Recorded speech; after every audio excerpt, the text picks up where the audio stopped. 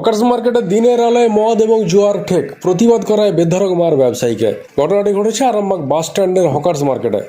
ওই ব্যবসায়ীর নাম কাজল রানা। তিনি বললেন যে দীর্ঘদিন ধরে এই মার্কেটের ওপরে সিঁড়িতে যেখানে সেখানে দিনে রাতে চলে মদ এবং জুয়ার ঠেক। দলে দলে লোকজন আসে, প্রকাশ্যে মদ খায়, গালিগালাজ করে, মহিলাদের টোনও কাটা হয়, এমনটা অভিযোগ তার। তিনি আজ সেই নেশার ঠেকে গিয়ে প্রতিবাদ করায় তাকে বেধড়ক মারধর করা হলো। দেখুন বিস্তারিত।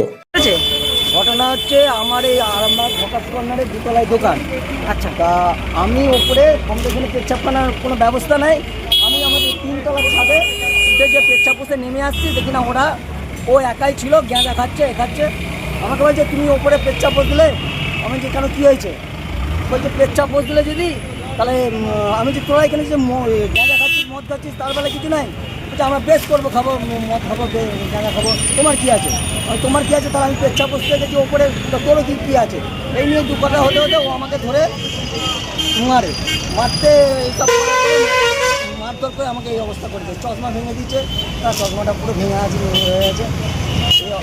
কোথাকার ছেলে, কোথায় বাড়ি? এইখানে ও নিচে ফল বিক্রি করে, এটা আমি জানি, ওর নাম জানি না, চিনি। অবশ্যই থানায় যাবো আমি। আপনার নাম কি দাদা? আমার নাম কাজল রানা।